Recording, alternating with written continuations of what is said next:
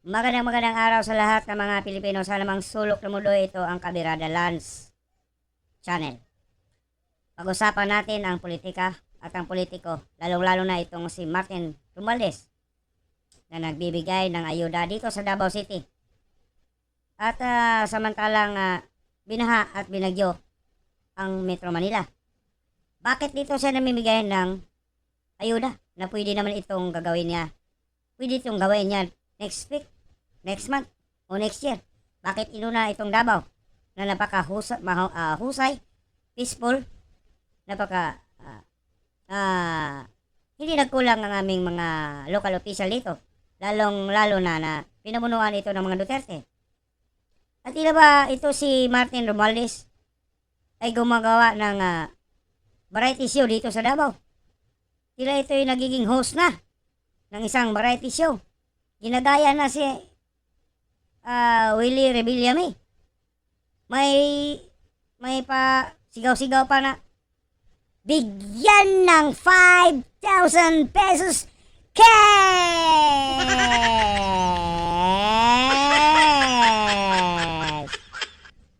At ulang na lang sisigaw siya ng bigyan ng jacket yan.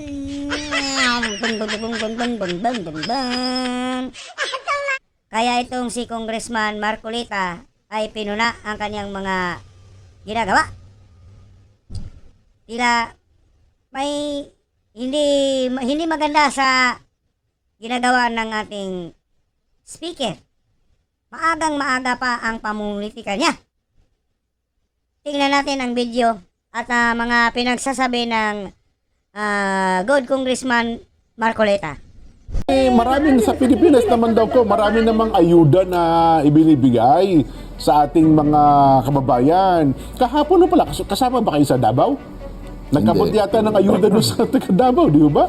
Nagabot nga dyan. Ayun, 200 congressman daw po ang dumagsa sa Davao City para doon sa pagtulong sa buong Davao Region, Kong.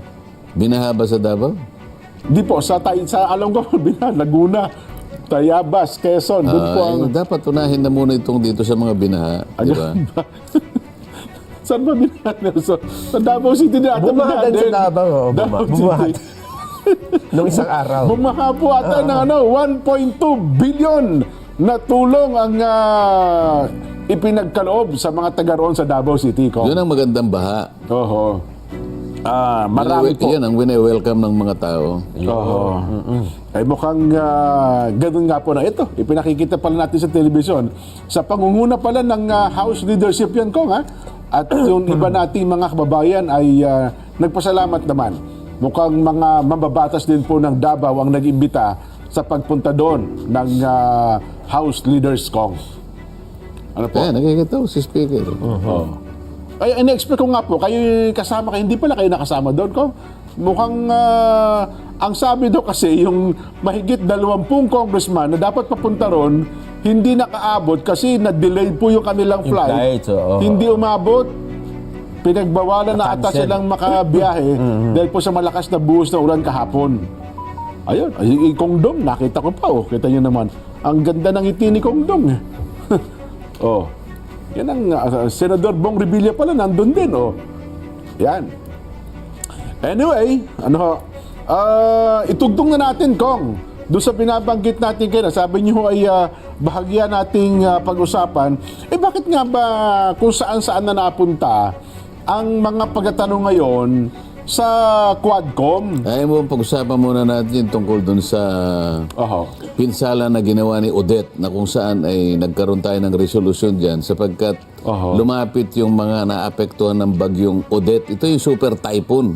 Opo. Ito ba yung kinalaman sa mga insurance? Opo. Oo, na medyo sinagasa yung parte ng Mindanao at saka yung Visayas dyan. Ano? Last Friday ko, ngayon napahapiyawan na natin yan. Medyo nabitin tayo ng oras. At meron ho pala doon mga grupo ng mga insurance company na inimbitahan nyo po sa Kamara de Representante. Nangyari, meron nga sumulat sa amin. Opo. Na nakiusap na tulungan sila sapagkat sang-ayon naman talaga sa batas dyan yung yung insurance company at saka yung insured, dapat nagkakaintindihan sila. Kaya nga nagpa-insure kasi yan eh. Yung risk mo pagdating ng araw na tinamaan ka ng kamalasan, halimbawa, yung, Opo.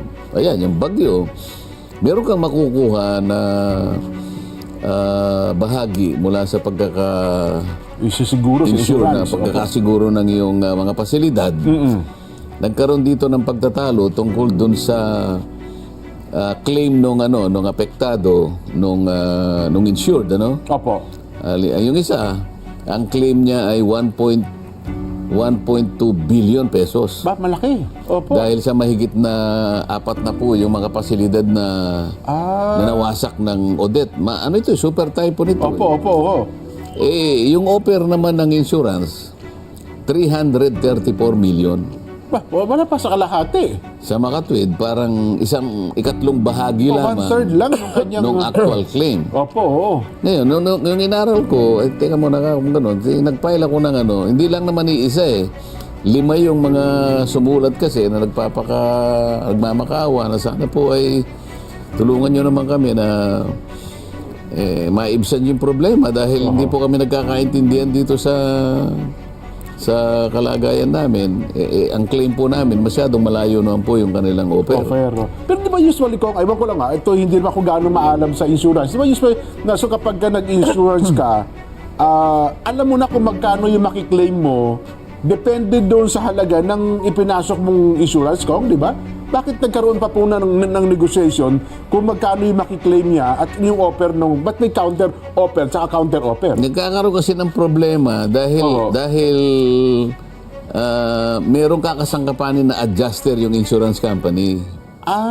Ngayon, yung adjuster naman, siya ngayon ang tataya doon sa parang i-evaluate niya, parang i-assess niya kung yung claim ay talagang karapat-dapat. Yung adjuster, hindi po yung insurance investigator. Yun ba yung tawag? Parang isa siyang partido Opo. na kinakasangkapan ng insurance company para sa yung tumaya. Adjuster pala tawag Adjuster ang tawag doon. Okay. Pero yung adjuster na yon pupunta ron sapagkat siya yung ninombrahan nung broker. Meron pang broker eh. Iba pa yung broker. Iba pa yung broker. Okay. Yung broker, siya yung pipili nung adjuster na pupunta doon sa claimant. Okay. Ako rin hindi ko masyadong alam yun eh. Pag inaral mo, doon mo lang maintindihan. Kaya ako naman, pagka yung mga ganyan na hindi ko pa kabisado, inaaral ko muna. Inaaral mo muna At pag po. nakita ko na may punto, tsaka natin ihiringan.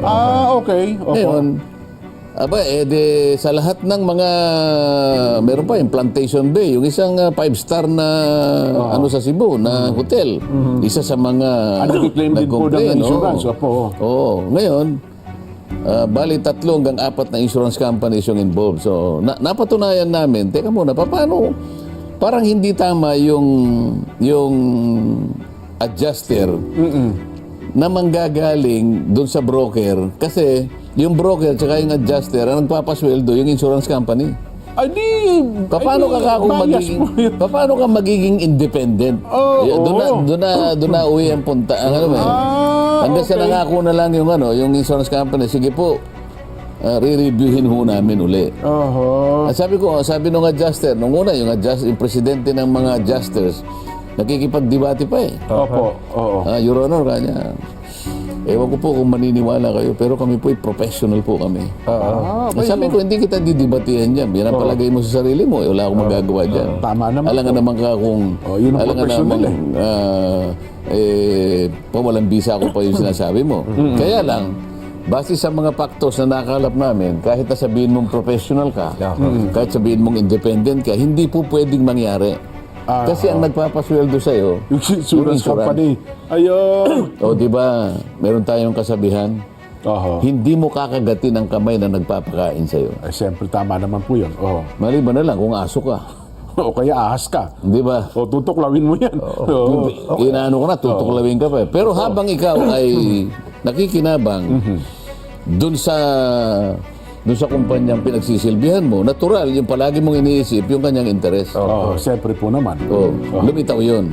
Ayun. So, nagpasalamat ngayon yung palagay ko, isang pasadahan na lang, baka sakaling yung layo ng agwat noong 2 panig, halimbawa, di 334, Opo. 1.2 billion.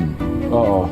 O sasabihin ko siguro, taas mo siguro sa 1.35. Baka sakali, yan. O, di, 1.35. di ba? Oo. O di, maganda. Sana binigay na niya ng buo. Paano kasi, kawawa naman sa